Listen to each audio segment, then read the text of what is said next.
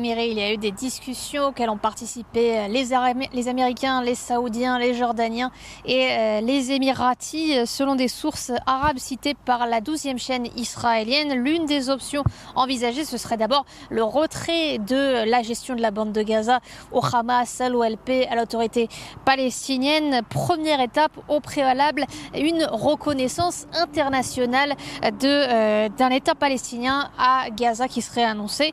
Deuxième étape, le Conseil de sécurité de l'ONU pourrait choisir une autorité internationale de transition qui s'appuierait sur l'OTAN. Son mandat serait limité à 5 ans et elle serait chargée dans cette période de la reconstruction de la bande de Gaza, de l'établissement des structures étatiques et aussi de préparer des élections pour après ces 5 années. Selon cette proposition, si le modèle réussit, il pourrait même être appliqué à la Cisjordanie. Ce sont des discussions qui apparemment se sont faites sans les Israéliens qui semblent retarder et encore ce débat pourtant crucial pour l'instant. Encore rien de concret.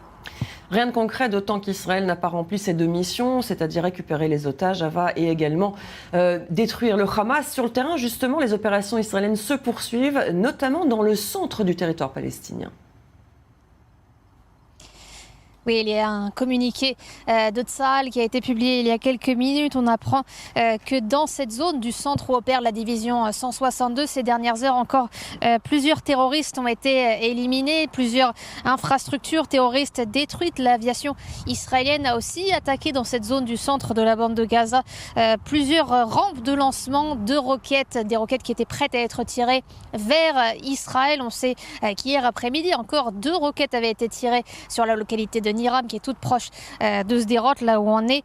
Plus de 40 cibles terroristes visées ces dernières 24 heures par l'aviation israélienne dans toute la bande de Gaza. Des bâtiments piégés, des bâtiments militaires, des postes d'observation. Ce matin encore, les Palestiniens parlaient de frappes dans cette zone de Dir el-Balah, Al-Maazi, qui aurait fait plusieurs morts. On apprend aussi qu'un soldat israélien de l'unité commando Shaldag a été grièvement blessé, cette fois dans le nord de la bande de Gaza. Au dire des Palestiniens, les chars israéliens seraient retournés ces derniers jours dans certaines parties du nord de la bande de Gaza qu'ils avaient précédemment quitté, y compris la zone de Beth Hanoun qui est derrière nous et où il y a eu encore beaucoup de mouvements, de frappes, d'activités ces dernières heures.